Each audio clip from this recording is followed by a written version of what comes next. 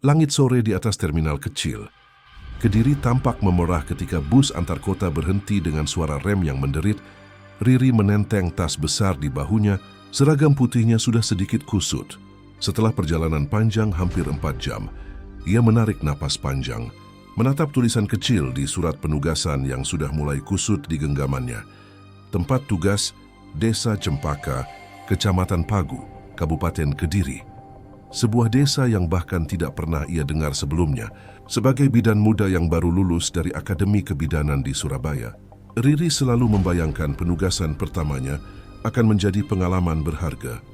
Membantu masyarakat, menolong kelahiran, dan membangun kepercayaan diri. Ia anak satu-satunya dari keluarga sederhana, dan menjadi bidan adalah kebanggaan tersendiri bagi orang tuanya. Maka ketika menerima surat tugas ini, meski lokasi terpencil, Riri menerimanya dengan hati gembira.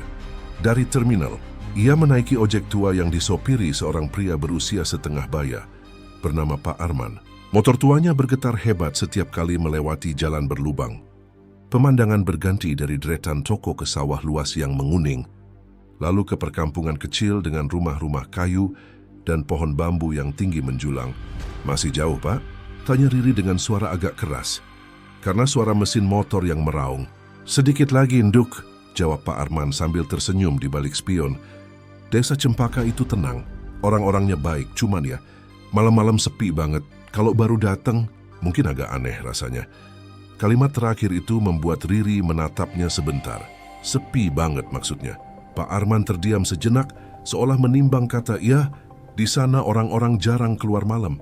Katanya biar nggak ganggu yang lain. Tapi Nduk nggak usah khawatir. Semua orang di situ sopan. Lagian, rumah bidannya dekat sama balai desa."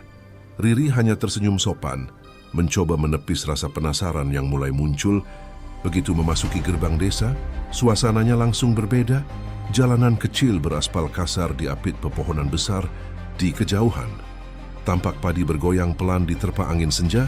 Di sisi jalan, beberapa anak kecil berlari tanpa alas kaki sambil tertawa. Demikian melambai ke arah Riri, membuatnya tersenyum hangat, meski sederhana. Suasananya terasa damai. Setidaknya begitu pada pandangan pertama. Mereka berhenti di depan bangunan tua bercat putih pudar dengan papan kayu bertuliskan Pos Kesehatan Desa Cempaka. Bangunannya tampak bersih tapi kusam, seperti sudah lama tak dipakai. Di sampingnya ada rumah kecil dengan jendela hijau dan pekarangan yang ditumbuhi tanaman obat. Di depan rumah, seorang pria berperawakan gemuk dengan peci hitam menunggu sambil tersenyum lebar. "Loh, ini pasti bidan Riri ya?" Sambutnya dengan suara hangat. "Saya Suyono, kepala desa di sini." Riri buru-buru menyalami tangannya. "Iya Pak Lurah, mohon bimbingannya. Saya baru pertama kali ditugaskan di sini." "Hahaha, jangan sungkan.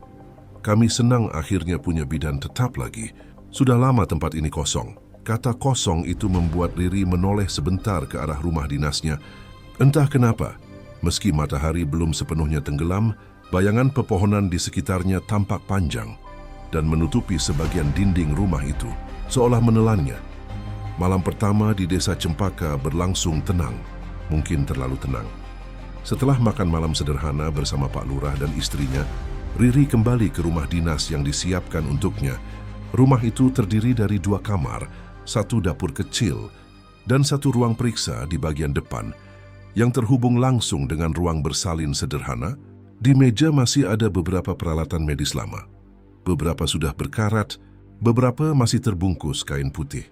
Ia berkeliling, membersihkan debu yang menempel di meja, mengelap kaca jendela, lalu menata alat tulis di atas meja kerjanya. Di dinding tergantung foto lama lambang Dinas Kesehatan yang warnanya mulai pudar. Ada juga jam dinding bundar yang berhenti di pukul 11.45. Setelah selesai, Riri duduk di kursi kayu dekat jendela, membuka buku panduan kebidanan yang sudah lusuh. Angin malam berhembus perlahan lewat celah jendela, membawa aroma tanah basah dan daun kering. Suara jangkrik tidak ada, bahkan anjing pun tak terdengar menggonggong. Keheningan yang terlalu hening. Ia menghela napas, mencoba menenangkan diri. Mungkin karena ini desa kecil, gumamnya pelan. Tapi tetap saja, rasa hening itu menimbulkan tekanan aneh di dada, seperti ada sesuatu yang menahan udara di sekitarnya.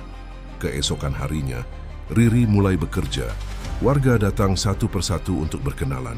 Ibu-ibu hamil, anak-anak yang ingin imunisasi, dan para bapak yang ramah.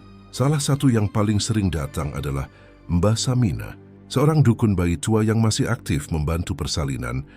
Rambutnya putih disanggul, wajahnya keriput, tapi senyumnya lembut. "Bidan Riri ya, akhirnya ono sing neruske," katanya pelan dengan logat Jawa yang kental. "Rumah iki wis suwe sepi, nak aku wis tua. Seneng nek ana sing muda iso bantu wong-wong kene." Riri tersenyum sopan. "Matur nuwun Mbah, saya juga senang bisa belajar dari panjenengan."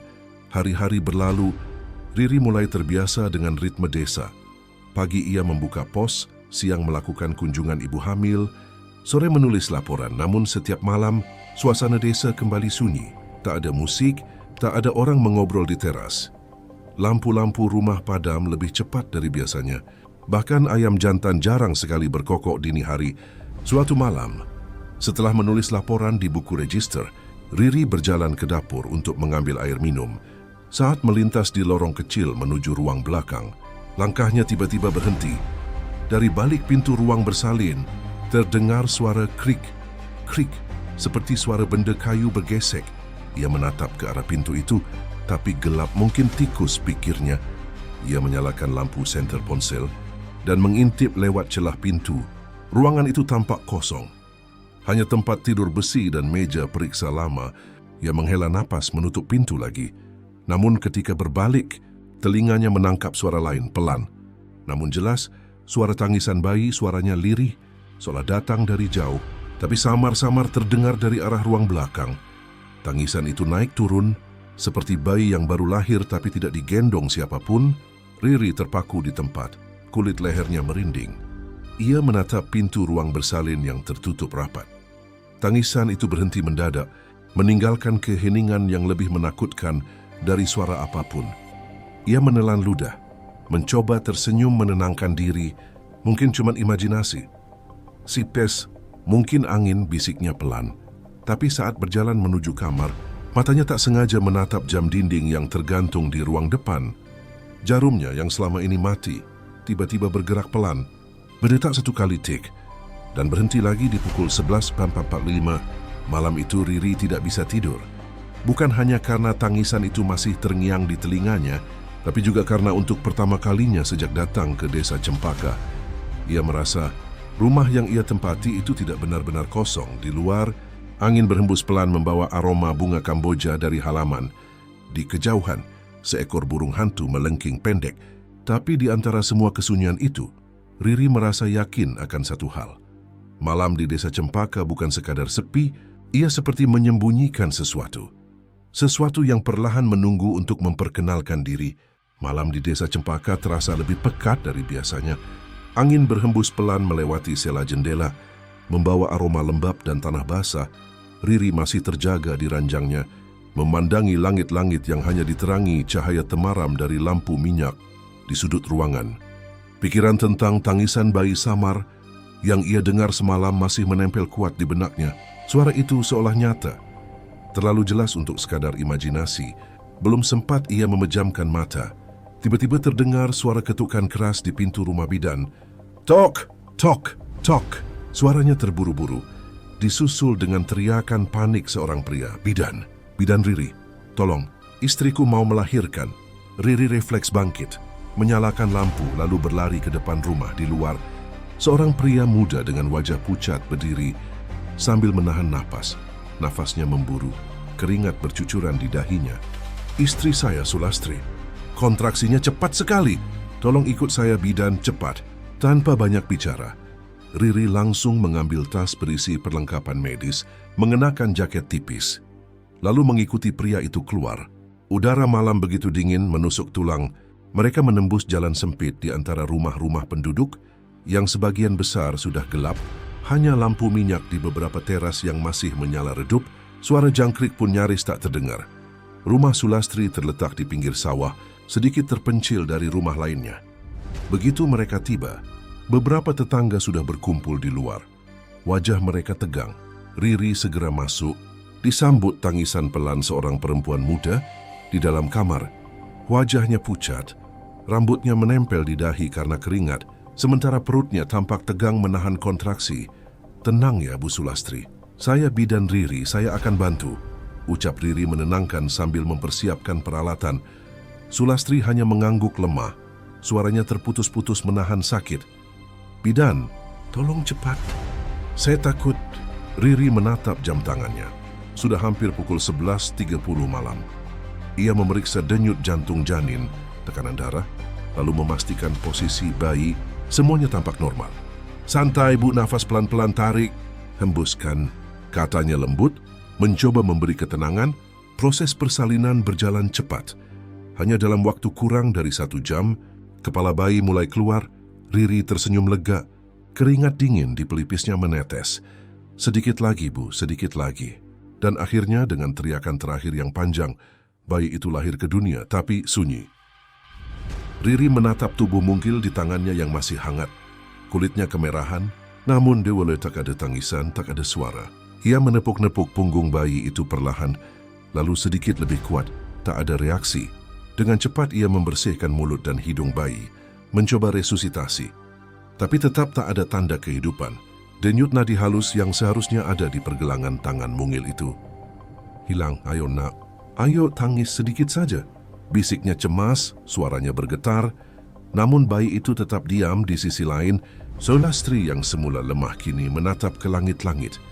Matanya terbuka lebar, kosong, dan tanpa ekspresi ia berbisik pelan. Suaranya nyaris tak terdengar, namun cukup jelas untuk membuat darah Riri berdesir dingin. "Bidan, Sari, tolong anak saya. Bidan Sari." Riri menoleh cepat. "Apa, Bu? Siapa tadi?" Sulastri tidak menjawab. Matanya tetap menatap kosong ke arah langit-langit. Bibirnya bergerak pelan seolah berdoa. Pria yang tadi memanggil Riri kini menangis di sudut ruangan, menutup wajahnya. "Kenapa, Bidan? Anak saya kenapa? Tadi katanya sehat, kenapa dia nggak nangis?" Riri tidak menjawab. Ia masih mencoba dengan segala cara, tapi hasilnya sama. Bayi itu hangat tapi tidak bernapas. Ia bahkan tidak tahu bagaimana menjelaskannya secara medis. Tak ada tanda-tanda kegagalan jantung, tidak ada kelainan lahir. Tapi tubuh itu kosong. Suasana kamar terasa semakin berat. Udara seolah menekan dari segala arah. Riri bisa merasakan keringat dingin menetes di punggungnya. Di luar suara angin berdesir melewati bambu, menghasilkan suara lirih yang seperti bisikan. Akhirnya, ia menatap pasangan muda itu dengan wajah muram. Saya sudah melakukan yang terbaik bayinya. Tidak menunjukkan tanda-tanda kehidupan. Meski tubuhnya masih hangat. Saya tidak tahu kenapa. Tangisan suami Sulastri pecah seketika. Ia memeluk tubuh istrinya yang masih menatap kosong, sementara Riri menunduk, menutup bayi itu dengan kain putih kecil. Entah kenapa, ketika ia menutup wajah bayi itu, Riri merasa hawa dingin merambat ke ujung jarinya, seperti menyentuh es tak lama. Mbak Saminah datang terburu-buru, wajahnya pucat. "Ya Allah Gusti, iki beneran?" tanyanya sambil menatap Riri. Riri mengangguk pelan. "Bayi lahir, tapi tidak menangis, Mbah.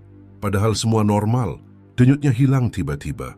Mbak Saminah memandang sekeliling, lalu menatap pintu kamar. Ia menurunkan suaranya, nyaris berbisik, "Kau ngerti jenenge sing diucap ibu kui, Riri?" "Bidan, Sari," jawab Riri bingung. Siapa dia? Mbak Saminah tidak langsung menjawab. Ia justru berjalan ke arah jendela, menutup tirainya perlahan. "Nduk, jeneng kui wis suwe ora keucap. Ojo sembarangan nyebut mane." Riri hanya diam. Ia tidak paham. Tapi hawa di ruangan itu semakin aneh.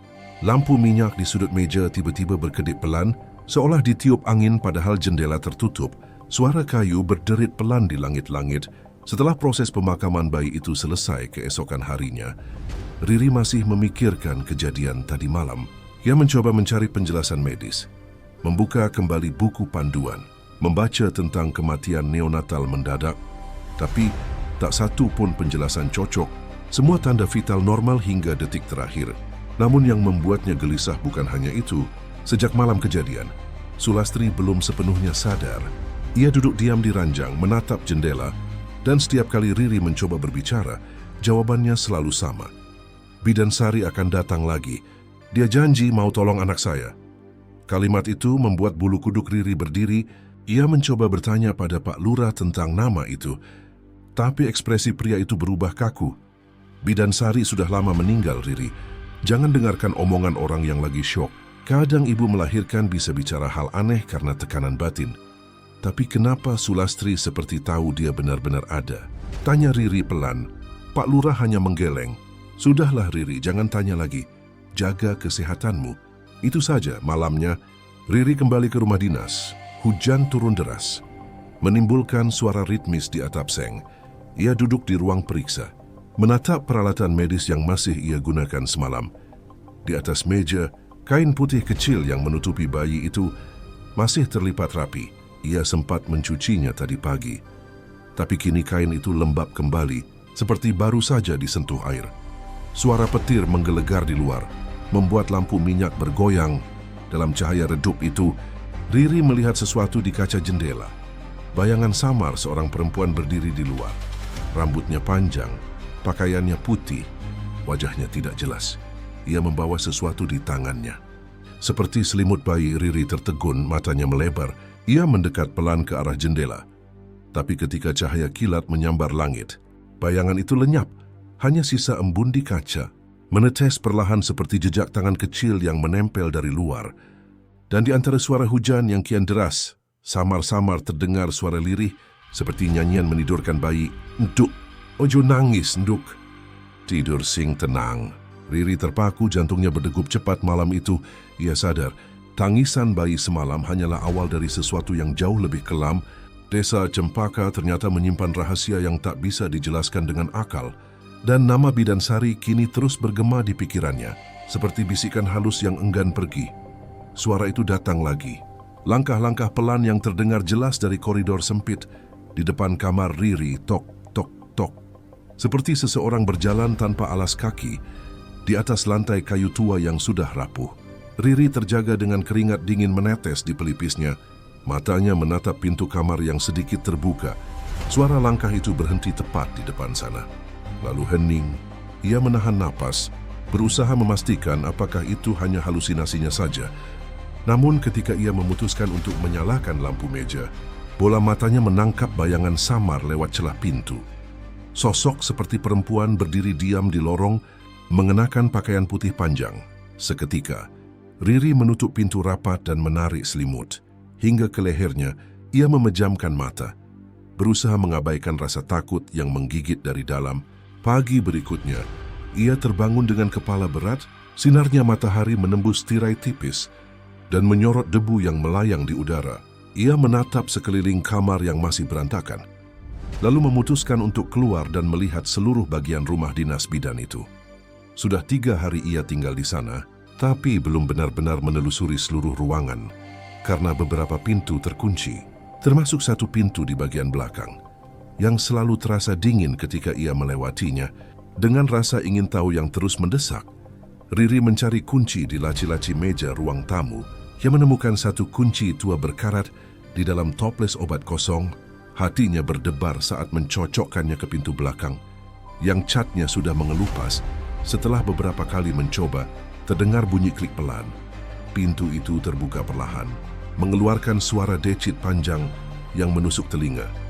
Ruang di balik pintu itu ternyata cukup luas dan berbeda dari ruangan lain. Bau obat-obatan lama langsung menyengat. Di tengah ruangan, ada sebuah tempat tidur persalinan besi yang sudah berkarat sebagian, dengan lampu gantung bulat di atasnya. Di sudut ruangan, ada lemari kayu penuh peralatan medis kuno, botol kaca, gunting tua, dan alat bantu pernapasan yang sudah berdebu tebal. Riri melangkah pelan, matanya menyapu setiap sisi ruangan. Dindingnya dipenuhi noda coklat, entah bekas karat atau sesuatu yang lain. Di atas meja kecil, ia melihat sebuah bingkai foto yang hampir tertutup debu. Ia mengelap permukaannya dengan jari, dan wajah seorang wanita perlahan terlihat. Seorang bidan dengan senyum tipis, mengenakan seragam putih dan topi khas perawat tahun 90-an. Di bawah foto itu tertulis, Bidan Sari 1998. Riri terdiam, tubuhnya terasa kaku seketika. Nama itu, Nams yang disebut oleh ibu muda Sulastri. Malam waktu persalinan pertama, Bidan Sari, gumamnya lirih. Ia mencoba mencari penjelasan logis. Mungkin itu hanya kebetulan, tapi hatinya berkata lain. Ia membalik foto itu. dan di belakangnya tertulis dengan tulisan tangan rapi, namun sedikit pudar. Untuk semua kehidupan yang tak sempat lahir, kalimat itu membuat bulu kuduk Riri meremang. Ia segera menaruh kembali foto itu, lalu keluar dari ruangan dengan dada berdebar. Hari itu Riri menemui Mbah Saminah, dukun bayi yang kerap membantunya di desa. Di bawah pohon jambu belakang klinik, Mbah Saminah sedang menjemur kain perca dan ramuan jamu. Ketika Riri menanyakan tentang bidan Sari, perempuan tua itu langsung terdiam cukup lama. Matanya menatap jauh ke arah sawah. Bidan Sari. "Ya, aku kenal dia dulu," ucap Mbah Saminah akhirnya dengan nada pelan. "Dia orangnya baik, pintar dan disayangi warga. Tapi suatu malam ada kejadian besar. Seorang ibu muda melahirkan dan bayi itu tidak menangis." Riri langsung menegakkan tubuhnya. "Seperti yang terjadi tempo hari dengan Bu Sulastri?" tanyanya cepat. Mbah Saminah mengangguk pelan. Wajahnya terlihat muram. "Iya, setelah malam itu Bidan Sari berubah. Katanya dia sering dengar tangisan bayi dari ruang bersalin. Padahal nggak ada siapa-siapa. Orang-orang bilang dia diganggu arwah bayi yang belum sempat lahir." "Lalu apa yang terjadi padanya?" tanya Riri lagi. "Dia meninggal." Suara Mbah Saminah melemah. "Katanya bunuh diri di ruang belakang, tapi nggak ada yang tahu pasti. Sejak itu rumah bidan ini dibiarkan kosong sampai kamu datang." Riri tercekat, ia tak tahu harus menanggapi apa.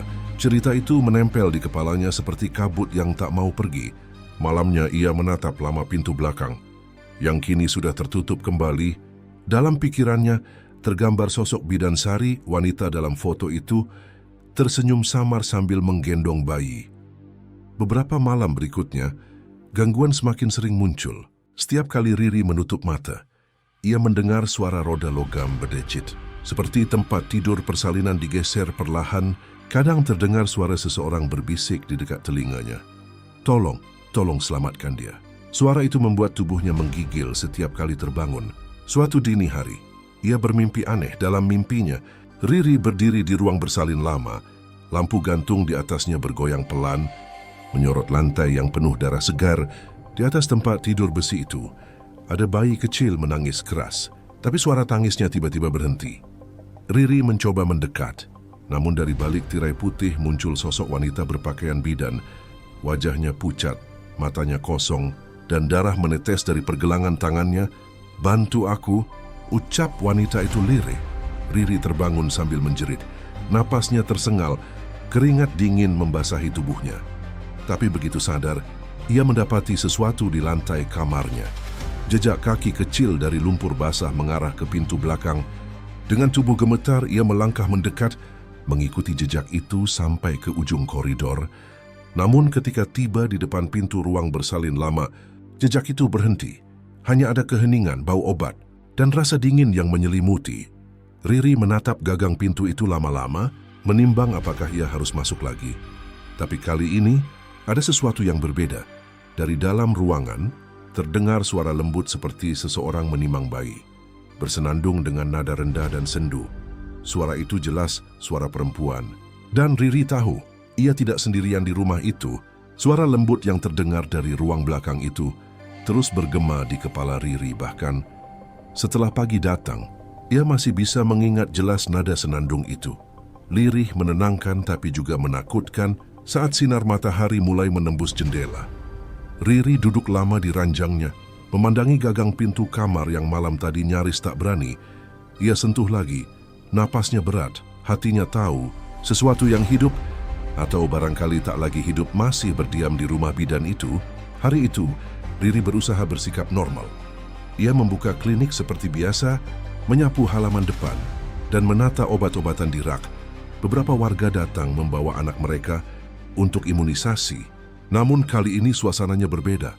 Setiap orang yang datang terlihat canggung, berbicara secukupnya, lalu buru-buru pergi, tidak seperti sebelumnya, di mana warga masih sempat berbasa-basi, menanyakan kabar, atau membawakan makanan. Saat giliran Bu Sulastri datang untuk kontrol setelah melahirkan, Riri mencoba tersenyum ramah. Tapi tatapan mata perempuan itu membuatnya bergidik, kosong, seperti tidak mengenali siapapun. Suaranya datar ketika menjawab setiap pertanyaan. Anaknya sudah. Riri belum sempat menyelesaikan kalimatnya ketika Bu Sulastri menunduk dalam, "Anakku sudah tenang sekarang, Bu Bidan," katanya lirih. Sebelum berlalu begitu saja tanpa menoleh lagi, Riri menatap punggungnya sampai hilang di tikungan jalan tanah.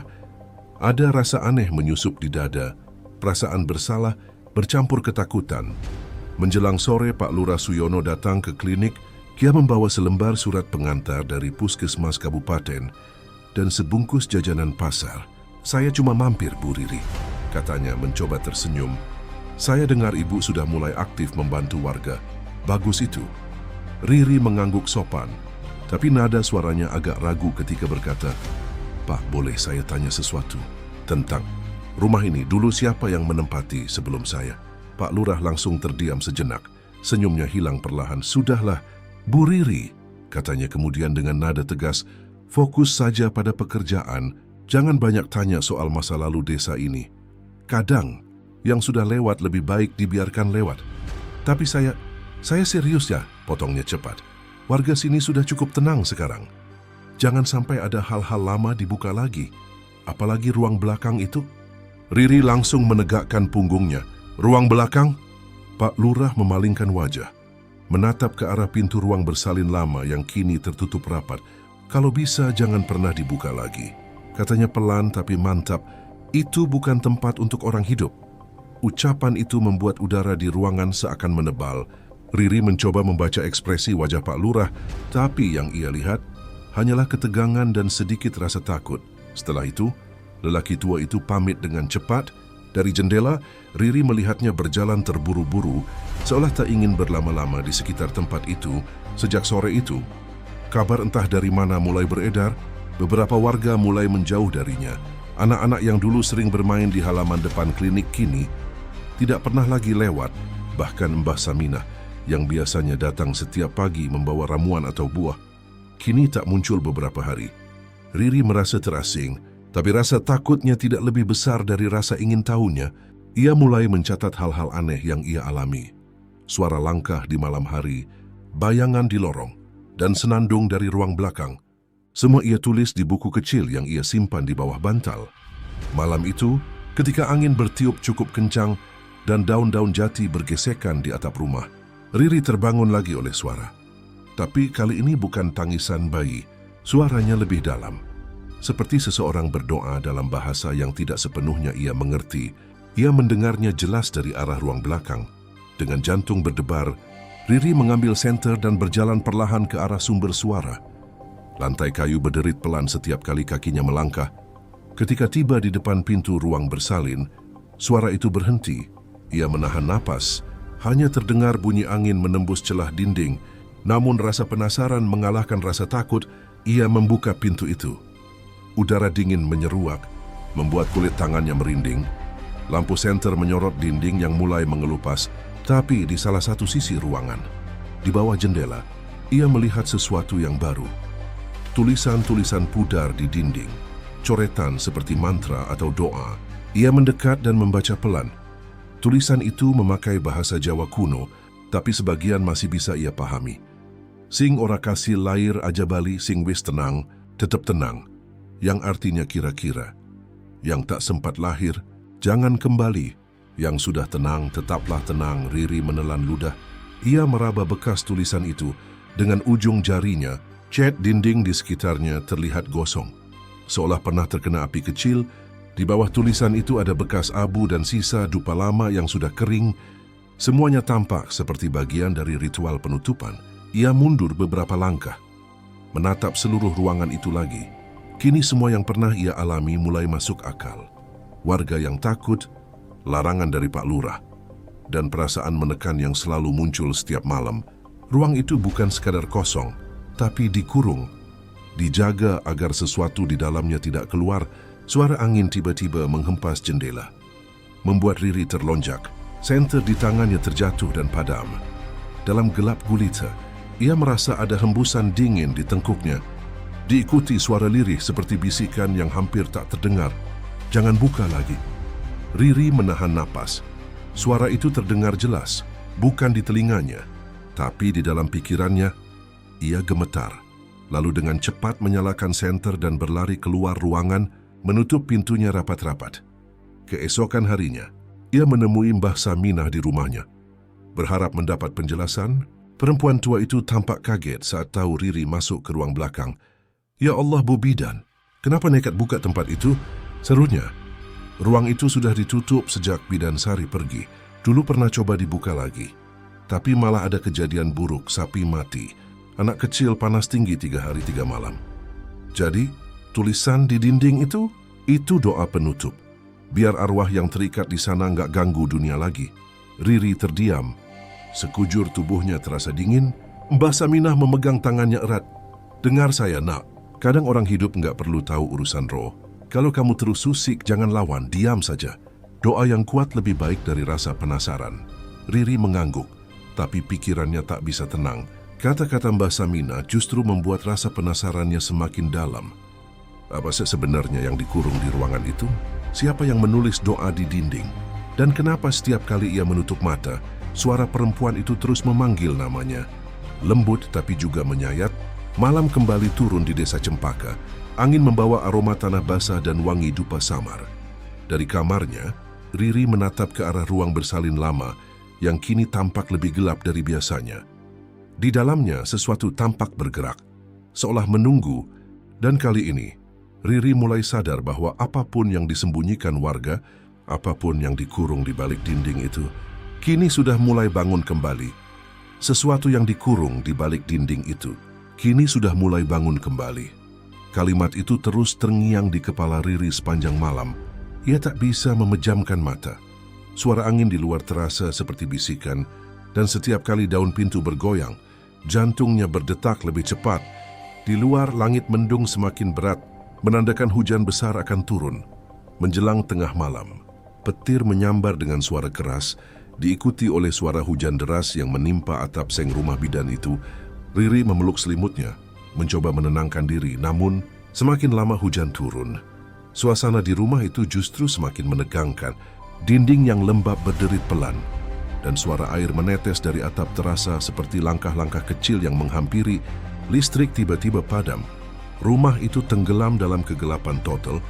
Hanya cahaya petir sesekali menerangi ruangan, menampakkan bayangan-bayangan aneh yang menari di dinding. Riri meraba meja untuk mencari senter, namun tangannya justru menyentuh sesuatu yang basah di permukaan kayu. Ia mendekatkan senter kecil yang baru berhasil dinyalakan, dan darah, ada noda merah menetes dari sisi meja. Ia menatap ke arah sumbernya, tapi tidak menemukan apapun. Napasnya tercekat, barangkali itu hanya karat air dari atap. Pikirnya cepat, berusaha menolak kenyataan yang jauh lebih menakutkan, tapi belum sempat ia menenangkan diri. Terdengar ketukan pelan di jendela kamar. Tok dan tok. Riri menoleh perlahan, kilatan petir menerangi ruangan sekejap. Dan di sela cahaya itu, ia melihat sesuatu berdiri di luar jendela. Sosok perempuan tua memakai kebaya putih lusuh, rambutnya terurai basah oleh hujan, dan di tangannya tergenggam lentera kecil yang masih menyala redup. Wajahnya pucat, matanya merah menyala seperti bara, dan dari dagunya menetes darah pekat yang jatuh menodai kebayanya. Ketukan itu terdengar lagi. Lebih keras kali ini, tok. Riri menahan napas, matanya tak bisa berpaling.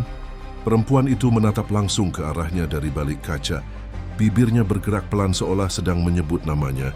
Riri, suara itu samar, namun jelas berasal dari luar jendela. Petir kembali menyambar, membuat seluruh ruangan terang sesaat. Dalam cahaya itu, sosok perempuan tua itu terlihat lebih jelas. Lehernya memar, dan dari pergelangan tangannya mengalir darah segar yang menetes ke tanah. Riri menjerit kecil, lalu berlari menuju pintu depan. Ia berpikir, mungkin itu seseorang yang butuh pertolongan. Ia harus memastikan. Namun begitu ia membuka pintu, yang ia temui hanya angin dingin dan hujan deras yang mengguyur halaman. Tidak ada siapa-siapa di sana. Lentera, sosok, atau bahkan jejak kaki, semua lenyap begitu saja. Riri berdiri terpaku di ambang pintu, rambutnya basah oleh air hujan. Di tengah kegelapan, suara air yang jatuh ke tanah terasa. Seperti bisikan yang samar, ia mundur perlahan, menutup pintu dengan gemetar, lalu duduk di lantai sambil menekan dada yang berdebar keras. "Tuhan Siubiman, apa yang barusan kulihat?" Bisiknya. Hujan terus turun sampai menjelang pagi, ketika akhirnya matahari muncul dari balik awan kelabu. Riri terbangun dalam keadaan lemas dan kelelahan. Ia berjalan pelan menuju dapur untuk membuat teh hangat, mencoba menenangkan pikirannya setelah malam yang menegangkan. Namun ketika ia membuka pintu depan untuk membuang air teh, langkahnya langsung terhenti. Di teras depan, tepat di depan pintu, terdapat bekas langkah kaki. Jejak itu berwarna merah tua, seperti bercak darah yang mulai mengering. Ukurannya kecil, bukan milik laki-laki dewasa. Dan setiap jejak mengarah ke arah jendela kamar Riri. Riri menatap lama jejak itu. Darahnya seolah berhenti mengalir. Ia menelusuri jejak itu dengan pandangan, hingga berhenti di titik di mana semalam perempuan itu berdiri. Di sana ada sesuatu tergeletak di tanah. Lentera kuno yang sudah padam, kaca penutupnya pecah sebagian. Riri memungut lentera itu dengan tangan gemetar.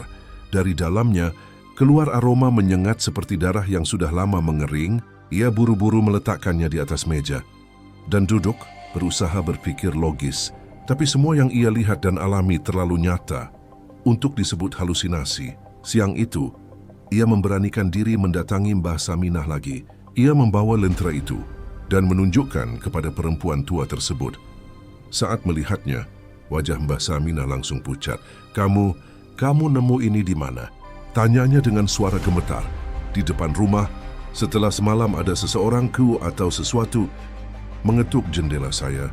Mbah Saminah memegang lentera itu hati-hati, lalu berucap lirih, "Ini milik Bidan Sari. Lentera ini dulu selalu dibawa setiap dia menolong persalinan malam hari." Riri tertegun. "Jadi, sosok itu?" Mbah Saminah menatapnya dengan mata berair. "Aku sudah bilang, Nak Riri, jangan buka ruang belakang itu.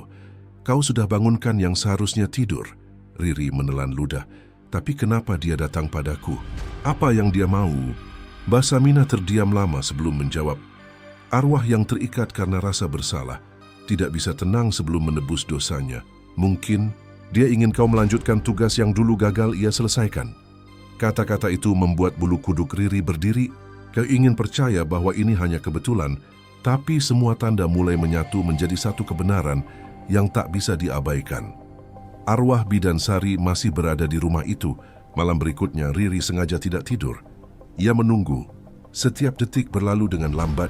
Jam dinding menunjukkan pukul 1 dini hari ketika hujan kembali turun. Kali ini lebih lembut. Ia duduk di ranjang, memandangi jendela yang kini ia tutup rapat dengan kain putih. Tapi entah kenapa, perasaan bahwa seseorang sedang menatap dari luar begitu kuat. Perlahan, kain penutup jendela itu bergerak sendiri, seperti tertiup angin dari arah luar. Lalu dari baliknya muncul cahaya redup, seperti lentera yang menyala lagi. Riri menggigit bibirnya, mencoba menahan jerit. Cahaya itu semakin terang, dan di tengahnya samar-samar terlihat wajah yang familiar. Wajah Bidan Sari, dengan mata merah dan senyum yang nyaris menyeramkan. "Riri," suara itu bergetar, nyaris seperti tangisan, "bantu aku." Kain jendela bergetar hebat, lalu jatuh ke lantai. Lentera itu kini menyala penuh di luar jendela, meski hujan turun deras. Riri menatap ke arah itu. Tubuhnya membeku. Sosok Bidan Sari tampak berdiri diam. Basah kuyup, menatapnya dengan tatapan yang menusuk hati. Bukan tatapan marah, tapi tatapan putus asa. Riri mengangkat tangannya pelan, mencoba bicara. Tapi sebelum sepatah kata pun terucap, kilat menyambar langit, dan lentera itu padam seketika. Sosok itu hilang. Yang tersisa hanya jendela yang basah dan pantulan wajah Riri sendiri yang pucat pasi. Tapi di ujung pantulan itu, samar-samar, terlihat bayangan lain berdiri di belakangnya Bidan Sari. Kini tak hanya di luar, ia sudah masuk ke dalam rumah itu. Pagi itu, suasana di rumah Bidan terasa lebih sunyi dari biasanya. Embun masih menempel di kaca jendela, dan cahaya matahari menembus tipis dari sela-sela tirai, memantulkan bayangan samar di lantai yang masih lembab oleh sisa hujan semalam. Riri duduk di meja ruang tamu, menatap bekas langkah kaki berdarah yang kini sudah memudar. Ia sudah mengepel lantai 3 kali, tapi noda itu seperti enggan hilang sepenuhnya, meninggalkan jejak samar seolah ingin tetap diingat. Hatinya masih diliputi kecemasan. Bayangan perempuan tua yang menatapnya dari balik jendela semalam terus terbayang. Wajah pucat itu, mata merahnya, tetesan darah di dagunya, semuanya terasa begitu nyata. Riri bahkan masih bisa mengingat bau tanah basah dan aroma anyir darah yang menguar dari balik kaca.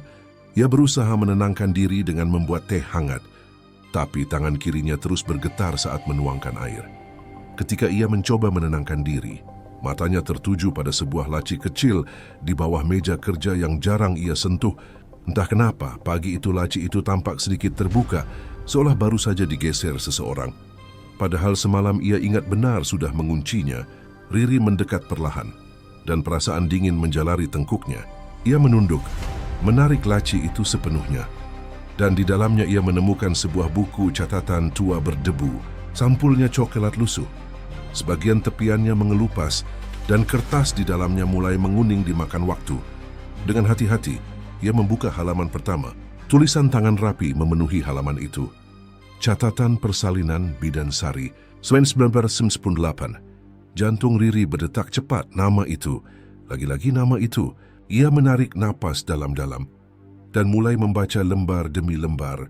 Di dalamnya tertulis laporan-laporan medis yang tampak normal pada awalnya.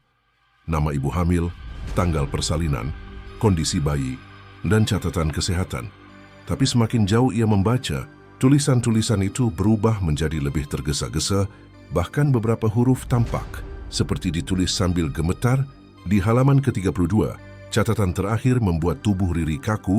Persalinan atas nama Ibu Wati, bayi perempuan. Tidak menangis setelah keluar, tubuh hangat. Tidak ada tanda kematian, ibu menatap kosong, berulang kali menyebut nama seseorang yang tidak dikenal. Malam itu, aku mendengar tangisan dari ruang bersalin. Padahal mereka sudah meninggal, aku tidak bisa tidur. Aku merasa dia masih di sini. Riri menelan ludah, merasakan tenggorokannya kering. Ia melanjutkan membaca. Halaman berikutnya hanya berisi satu paragraf yang ditulis dengan tinta lebih pekat seperti darah yang mengering. Mereka bilang aku gagal, tapi bukan aku. Bukan aku yang gagal, mereka mengambil jiwanya. Bukan aku yang gagal. Tangan Riri gemetar hebat.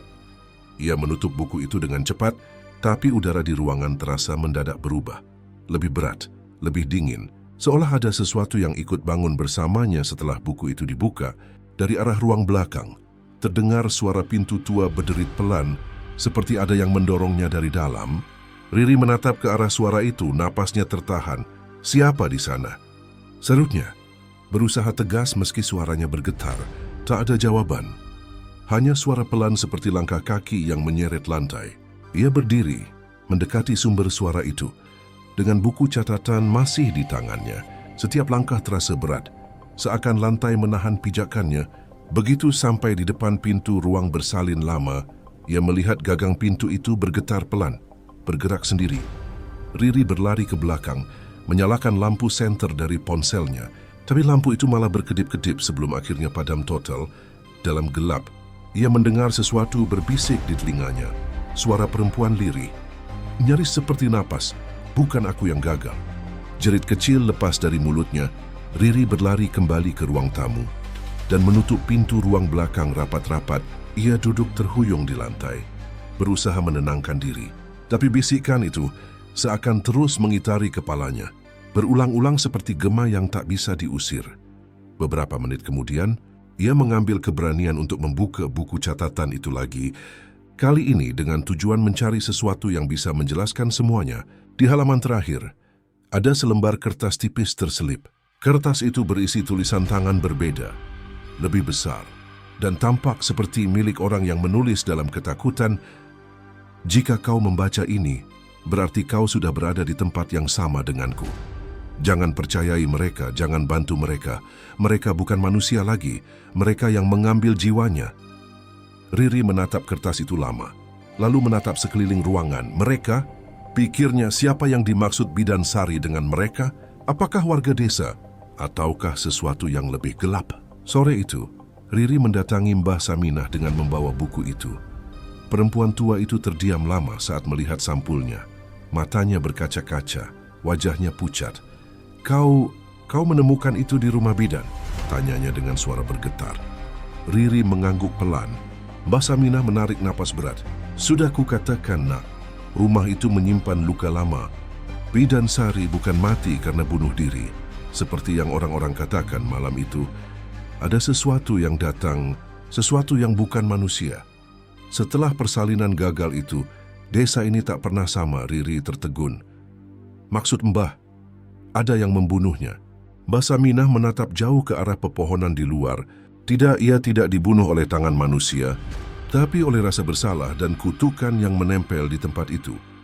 Ia percaya bahwa bayi dan ibu itu tak benar-benar mati. Katanya, roh mereka masih berkeliaran, menuntut untuk dilahirkan kembali. Malam itu, saat Riri kembali ke rumahnya, ia menatap buku catatan itu di meja. Angin bertiup pelan, menggoyangkan tirai jendela. Dari kejauhan, terdengar suara bayi menangis lagi. Kali ini lebih jelas, lebih dekat. Riri menggenggam buku itu erat, jantungnya berdegup kencang. Ia tahu kini bahwa suara itu bukan sekadar halusinasi. Itu adalah panggilan dari masa lalu. Dan entah mengapa ia merasa kutukan yang menimpa Bidan Sari kini perlahan mulai beralih kepadanya. Di ujung malam, saat jam menunjukkan pukul 12:13, buku di meja itu terbuka sendiri. Halaman terakhir bergetar dan tulisan baru muncul perlahan, seperti ditulis oleh tangan tak kasat mata. Kau akan mengerti ketika waktunya tiba. Riri hanya bisa menatap, tubuhnya membeku, hening malam kembali menelan semuanya, menyisakan desiran angin dan bisikan yang semakin jelas. Mereka mengambil jiwanya. Dan untuk pertama kalinya, Riri benar-benar takut bukan pada hantu, tapi pada kenyataan bahwa mungkin ia kini sedang berjalan di takdir yang sama, seperti Bidan Sari 20 tahun silam. Sejak malam itu, suasana di desa Cempaka berubah. Udara terasa lebih dingin, lebih berat, seolah kabut yang selalu turun tiap malam bukan lagi kabut biasa. Setiap kali Riri keluar rumah, ia melihat warga berjalan cepat, menunduk, seakan menghindari tatapannya. Bahkan anak-anak yang biasanya menyapa ceria kini memilih diam, sembunyi di balik pintu. Sesuatu sedang terjadi, dan semua orang seolah tahu sesuatu yang tak boleh ia ketahui. Sore itu, Riri kembali menemui Mbah Saminah. Ia membawa buku catatan Bidan Sari, yang kini ia bungkus dengan kain putih. Rumah dukun bayi itu tampak sepi. Hanya aroma dupa menyengat di udara. Di dalam, Mbah Saminah duduk di depan tungku, menatap api dengan mata yang redup. Sudah waktunya, nak, ucapnya tanpa menoleh. Riri tertegun. Mbah tahu? Mbah Saminah mengangguk pelan. Purnama malam ini akan jadi yang paling terang dalam 20 tahun terakhir dulu. Malam seperti ini juga yang mengakhiri hidup Bidan Sari. Riri menarik kursi, duduk di hadapan Mbah Saminah. Aku ingin tahu semuanya, Mbah, tentang desa ini, tentang Bidan Sari, tentang mereka yang mengambil jiwanya. Mbah Saminah menarik napas panjang, lalu mulai bercerita dengan suara pelan tapi jelas. Dulu desa Cempaka tidak sekaya sekarang. Tanah tandus, hidup sawah tak menghasilkan apa-apa. Orang-orang lapar, anak-anak sakit, sampai suatu malam datang seseorang dari luar desa. Orang pintar, katanya.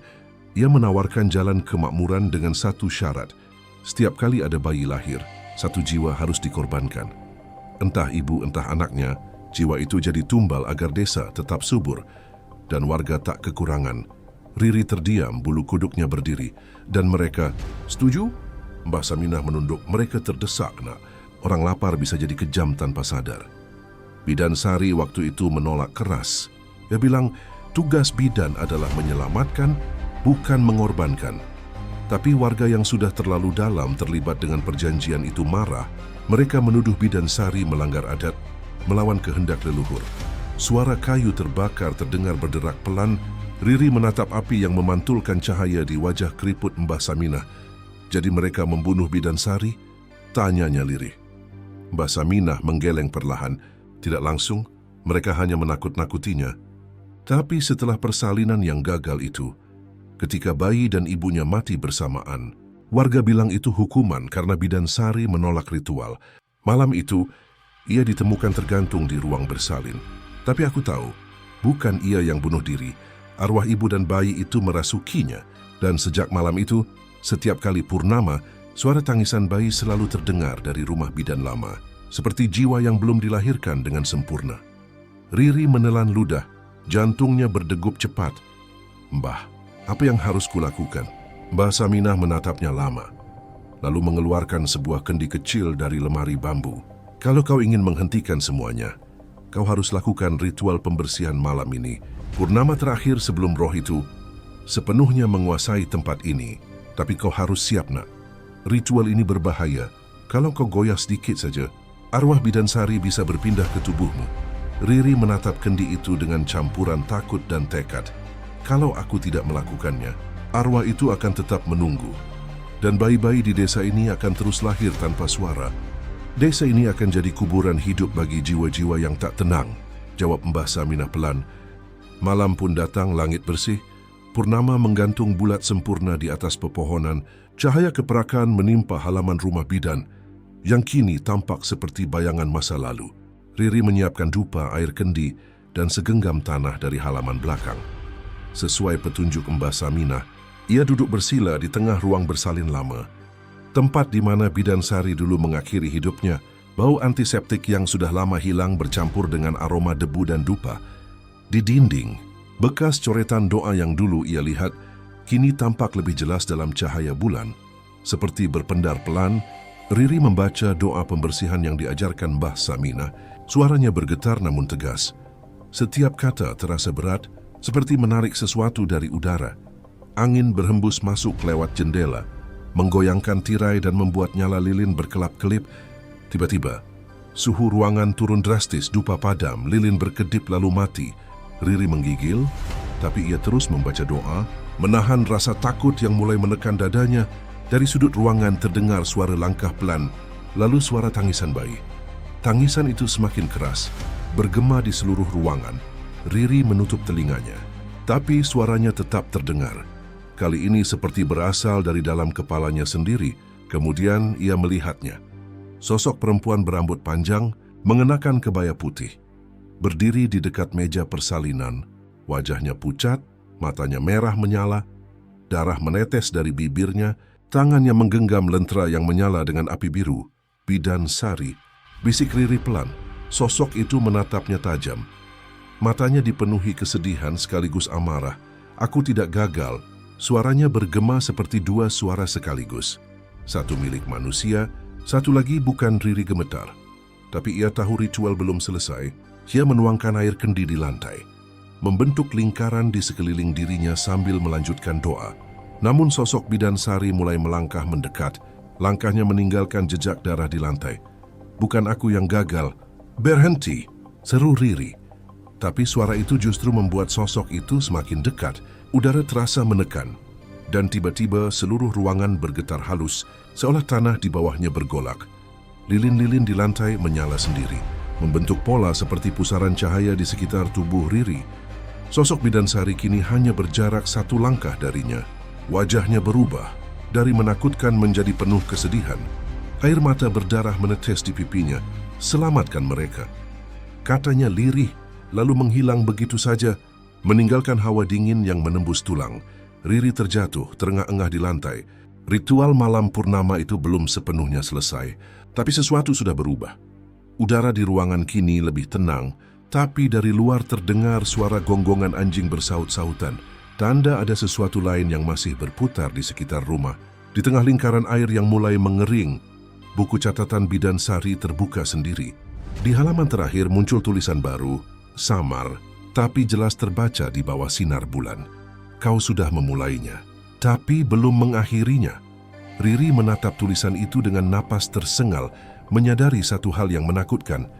Ritual ini bukan untuk mengusir Bidansari, tapi untuk membangkitkan sesuatu yang lebih tua, sesuatu yang pernah disembah warga desa dalam perjanjian pesugihan puluhan tahun lalu. Dan malam purnama baru saja dimulai. Tulisan samar di buku catatan itu, kau sudah memulainya, tapi belum mengakhirinya. Terus bergema di kepala Riri bahkan setelah malam purnama berlalu. Sejak ritual itu, ia tak bisa tidur nyenyak. Setiap kali memejamkan mata, ia melihat wajah Bidansari, pucat berdarah, dengan mata merah yang menatapnya seperti menuntut sesuatu. Tapi di balik tatapan itu, Riri mulai merasakan sesuatu yang lain. Bukan kebencian, melainkan kesedihan. Hari-hari berikutnya, suasana desa Cempaka semakin mencekam. Warga mulai panik karena dua ibu hamil tiba-tiba sakit tanpa sebab jelas.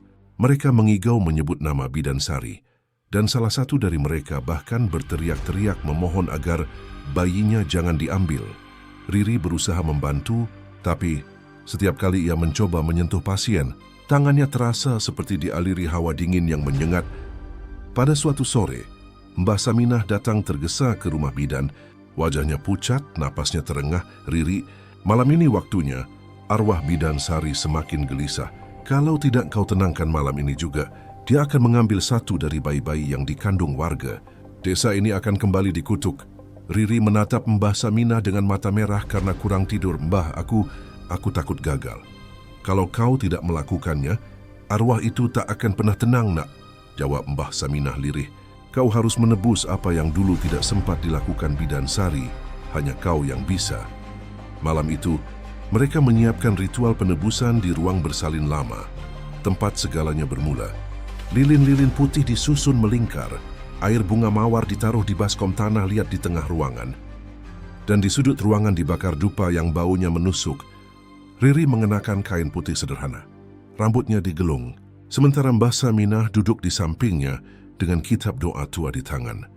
"Kalau arwah itu datang, jangan takut," pesan Mbah Saminah. "Lihat matanya dan biarkan dia tahu kau tidak ingin melawannya. Ia hanya ingin didengar." Udara di ruangan semakin dingin. Lilin-lilin bergoyang dan suara angin tiba-tiba berhenti. Keheningan mendadak menekan dada Riri. Lalu terdengar suara itu lagi, tangisan bayi, lirih tapi menusuk telinga, datang dari arah belakang ruangan.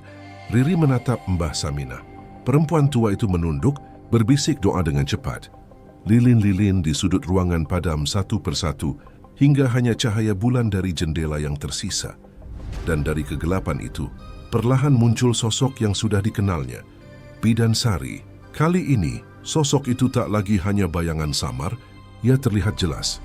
Mengenakan kebaya putih yang sudah kotor dan berlumur darah, rambut panjang terurai menutupi sebagian wajahnya, dan di pelukannya ada sesuatu, seorang bayi kecil yang tubuhnya sudah membiru dan membusuk.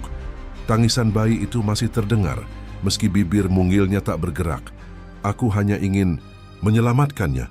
Suara Bidan Sari terdengar lirih tapi serak, seperti berasal dari dalam dada yang retak. Ia menatap Riri dengan mata yang penuh air mata berdarah. "Mereka tidak boleh mengambilnya lagi. Kau harus meneruskan tugasku." "Bayake?" Riri menatapnya, tubuhnya gemetar. "Tugasmu sudah selesai, Bu. Sekarang waktunya ibu tenang. Bayi itu sudah seharusnya kembali pada tempatnya." "Tidak," jerit Bidan Sari tiba-tiba. Suara itu menggema, membuat lilin-lilin menyala lagi dengan api biru. "Kau tidak tahu apa yang mereka lakukan. Mereka mempersembahkan jiwa-jiwa ini untuk kekayaan mereka. Aku menolak dan aku dikutuk." Angin berputar di ruangan. Tirai robek terbuka dan udara dingin menyapu tubuh Riri hingga ia terhempas ke dinding. Mbah Saminah berteriak, mencoba membaca doa lebih keras, tapi lentera di sudut ruangan pecah dengan suara nyaring. Riri berusaha bangkit, tapi tubuhnya kaku dari bayangan di lantai. Sosok Bidan Sari perlahan melangkah mendekat, lalu menembus tubuhnya. Seketika dunia di sekitar Riri berubah, gelap, sunyi dan beraroma darah. Ia tak lagi di ruang bersalin, melainkan di tempat yang sama tapi di masa lalu. Ia melihat Bidan Sari berdiri di tengah persalinan, seorang ibu muda terbaring lemah di ranjang. Tangannya menggenggam kain putih dengan erat. Bayi di pelukannya tak bergerak. Di luar, suara laki-laki terdengar mengucap mantra, dan beberapa warga berdiri melingkar, membawa sesaji. "Bidan, cepatlah selesaikan, ini sudah jadi adat," teriak salah satu dari mereka. Bidan Sari menatap mereka dengan marah. "Ini bukan adat, ini dosa. Aku tidak akan membiarkan kalian mengorbankan jiwa yang tak bersalah." Suara itu menggema di kepala Riri, membuat dadanya sesak. Ia merasakan sakit yang sama. Rasa takut, keputusasaan dan penyesalan yang tak pernah reda. Kilasan itu berganti cepat. Bidan Sari menangis sendirian di ruang bersalin. Tubuh ibu dan bayi sudah dibungkus kain kafan. Sementara dari luar warga meneriakinya, ia duduk di lantai. Darah menetes dari tangannya. Dan dengan suara serak ia berbisik, "Aku hanya ingin menyelamatkan mereka." Lalu tali melingkar di lehernya. Dunia Riri kembali berputar dan ia tersentak sadar. Kini tubuhnya gemetar hebat, matanya terbuka tapi bukan sepenuhnya miliknya. Mbah Saminah berteriak dari seberang ruangan, "Riri, lawan nak, jangan biarkan dia mengambil alih." Riri mencoba berbicara tapi suaranya tertahan di tenggorokan. Air matanya mengalir tanpa sadar. Di dalam pikirannya, Suara bidan Sari terdengar jelas, menangis dan memohon, "Aku tidak jahat. Aku hanya ingin membebaskan mereka. Tolong aku." Hati Riri bergetar, ia sadar. Arwah itu bukan setan yang ingin mencelakai, tapi jiwa yang tersesat dalam penyesalan. Ia menutup mata, memaksakan diri membaca doa dengan suara bergetar, mengingat setiap ayat yang dulu diajarkan ibunya. "Ya Allah, terimalah jiwanya. Beri dia tempat yang layak. Jangan biarkan dia tersiksa di antara dunia ini dan akhirat." Tangannya gemetar saat menggenggam baskom air bunga. Lalu ia menyiramkan air itu ke sekeliling ruangan sambil terus berdoa. Setiap tetesan air yang jatuh mengeluarkan suara seperti bisikan, dan hawa panas tiba-tiba memenuhi udara, menggantikan dingin yang menusuk. Sosok bidan Sari berteriak nyaring. Suaranya seperti tangisan ribuan jiwa yang dilepaskan bersamaan. Cahaya biru berputar di sekelilingnya, melingkupi tubuhnya dan bayi di pelukannya. "Aku hanya ingin menebus dosaku," bisiknya terakhir kali, sebelum tubuhnya lenyap dalam cahaya yang perlahan memudar. Lilin-lilin padam, keheningan menggantung di udara. Riri jatuh tersungkur, air mata mengalir deras. Ia masih mendengar tangisan bayi, tapi kali ini hanya sebentar, lalu berubah menjadi hembusan lembut, seperti suara napas terakhir yang lega. Mbah Saminah memeluk Riri erat. "Kau sudah menebusnya, Nak," katanya dengan suara bergetar. "Arwah itu sudah pergi, tapi ingat, penebusan tidak hanya untuknya. Kau juga telah melepaskan desa ini dari dosa masa lalu." Riri menatap langit-langit yang kini tampak bersih dari bayangan. Untuk pertama kalinya, ia merasa udara malam di desa Cempaka benar-benar tenang. Tapi jauh di dalam dirinya, ia tahu sesuatu telah berubah selamanya. Ritual penebusan itu telah berakhir, tapi jejak bidan Sari masih tertinggal dalam dirinya. Bukan sebagai kutukan, melainkan sebagai beban suci. Beban seorang bidan yang harus menanggung rahasia kelahiran dan kematian, serta membayar dosa masa lalu yang bukan miliknya. Suara terakhir yang Riri dengar sebelum kesadarannya menghilang malam itu adalah isak tangis. Bukan hanya dari bayi, tapi juga dari seorang perempuan yang seolah melepaskan beban lama. Saat matanya terbuka, keesokan paginya, cahaya matahari pagi menembus celah jendela ruang bersalin lama, yang kini terasa berbeda. Udara di sekitarnya tak lagi sesak atau beraroma anyir darah seperti malam sebelumnya. Semua terasa sunyi, tapi bukan sunyi yang menakutkan, melainkan tenang, damai dan hening seperti awal kehidupan baru. Tubuhnya terasa lemah, tapi jiwanya ringan di lantai. Lilin-lilin ritual telah padam, meninggalkan bekas lelehan lilin putih yang membentuk lingkaran di sekeliling dirinya. Mbah Saminah duduk bersandar di sudut ruangan. Wajahnya pucat namun menampakkan senyum lega. "Sudah selesai, Nak Riri," bisiknya pelan. "Dia sudah pergi." Riri menatap sekeliling. Ruang bersalin itu kini terlihat seperti biasa, tanpa bayangan, tanpa tangisan, tanpa darah. Hanya dinding tua yang sedikit berlumut dan peralatan medis lama yang diam di tempatnya. Tapi entah mengapa, hawa hangat mengalir di dadanya. Seolah ada seseorang yang menepuk bahunya lembut, mengucapkan terima kasih tanpa suara. Beberapa jam kemudian, warga berdatangan. Mereka tampak ragu di awal, berdiri di depan pagar tanpa berani melangkah. Namun ketika Riri keluar dan menyapa dengan wajah tenang, mereka perlahan mendekat. "Bidan Riri, apa benar? Sudah tidak ada lagi gangguan itu?" tanya salah satu ibu dengan nada takut-takut. Riri hanya tersenyum kecil. "Sudah tidak apa-apa. Rumah ini aman sekarang." Desa Cempaka berubah dalam waktu singkat. Malam-malam berikutnya, suara jangkrik kembali terdengar. Anak-anak mulai bermain di halaman rumah bidan yang dulu mereka hindari.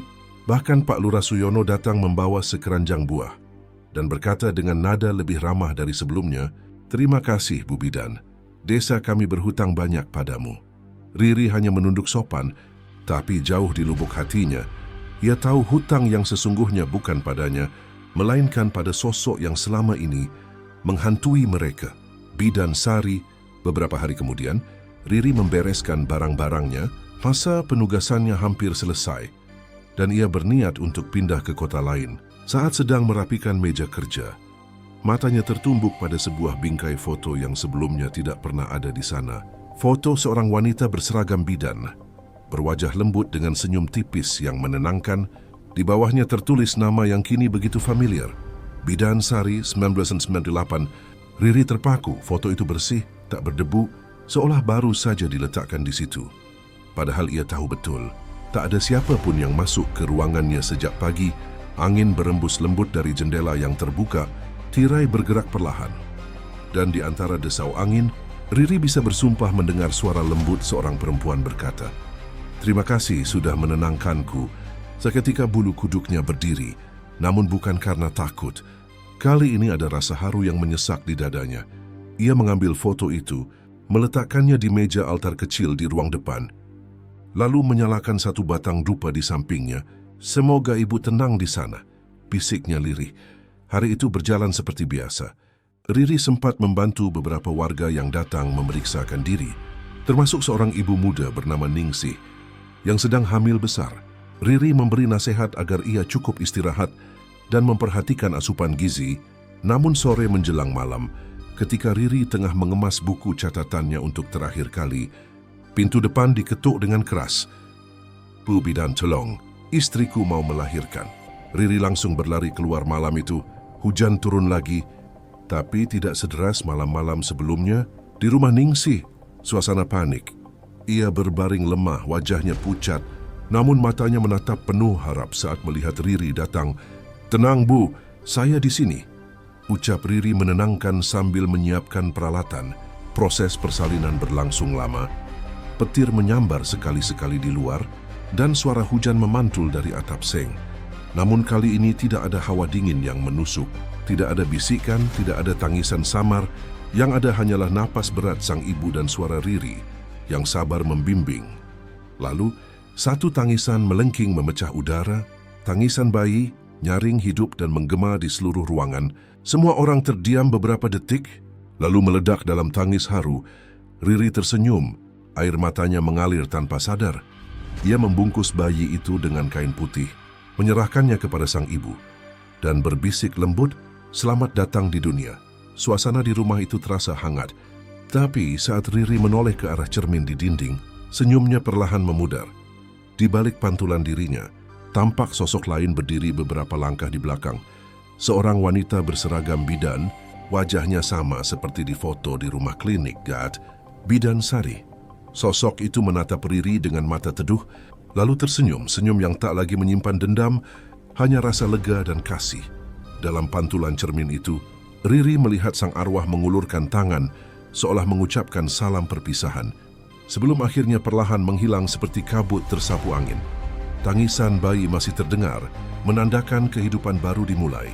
Riri menatap bayi itu lama, lalu menatap langit yang mulai cerah setelah hujan berhenti. Dalam hatinya, ia tahu kutukan itu telah berakhir, namun ketika ia kembali ke rumah bidan malam harinya untuk mengambil barang yang tertinggal, suasana tiba-tiba terasa aneh. Di atas meja, dupa yang ia nyalakan pagi tadi masih menyala. Padahal seharusnya sudah habis sejak lama. Api kecil itu menari-nari pelan, lalu padam tepat saat Riri membuka pintu. Ia menatap ruangan itu sekali lagi, menghela napas panjang, dan menutup pintu dengan lembut. Di luar, angin berhembus membawa aroma bunga melati samar. Di kejauhan terdengar lolongan anjing. Lalu sunyi, bulan purnama menggantung di langit desa Cempaka. Terang, tapi tak lagi menakutkan.